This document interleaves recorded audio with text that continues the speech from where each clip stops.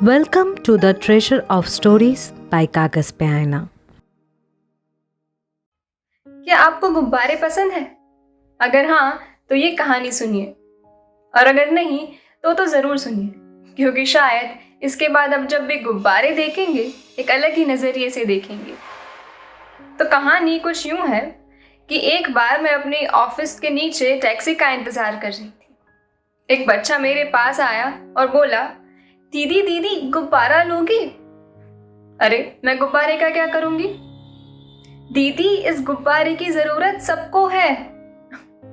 इस जवाब को उस बच्चे की मासूमियत समझकर मैंने उससे एक गुब्बारा खरीद ही लिया। आखिर ऑफिस में बॉस की किटपिट, सेल्फ डाउट और क्या बस अब यही मेरी जिंदगी रह गई है वाले सवाल से भरे मेरे उस दिन को मुझे गुड नाइट जो बोलना था। मैंने गुब्बारा खरीदा और टैक्सी में बैठ गई। कुछ देर बाद मेरा ध्यान गया कि गुब्बारे की डोर से एक चिट्ठी लपेटी हुई है। मैंने वो चिट्ठी पढ़ी तो पहले तो मैं हैरान हो गई, पर फिर मेरे चेहरे पर अपने आप ही एक बड़ी सी मुस्कान आ गई।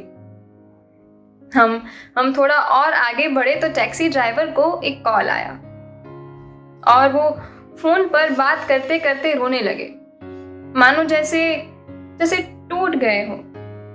मैंने पूछा उनसे कि क्या बात है, तो कहने लगे कि उनकी वाइफ की तबीयत कुछ सालों से ठीक नहीं रहती। पैसों की कोई दिक्कत नहीं है, वो मैनेज कर लेते हैं, पर जैसे अब हिम्मत हार गए हैं। मैंने पहले तो कुछ सोचा, पर फिर वो गुब्बारा और वो चिट्ठी उन्हें दे दिए, क्योंकि शायद मुझसे ज्यादा उसकी जरूरत उन्हें थी।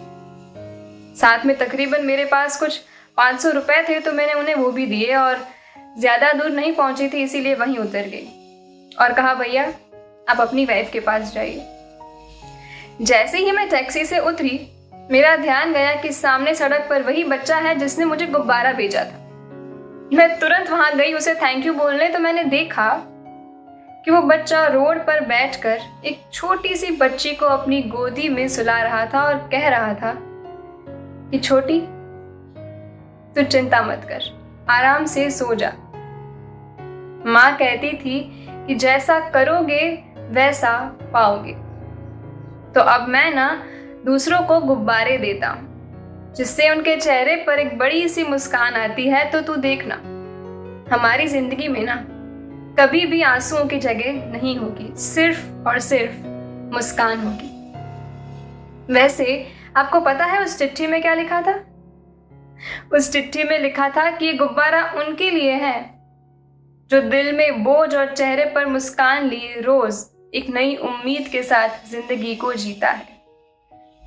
आप बहादुर हैं, आपकी जिंदगी में जल्द ही खुशियां होंगी, बस हौसला मत हारना। कितनी अजीब बात है ना कि एक छोटे से बच्चे ने इतनी बड़ी बात कह दी। लेकिन कहते हैं ना कि जिसके पास जो होता है वो दूसरों को वही दे सकता है। तो उस बच्चे के पास कुछ नहीं था, केवल उम्मीद थी, तो उसने उम्मीद दी।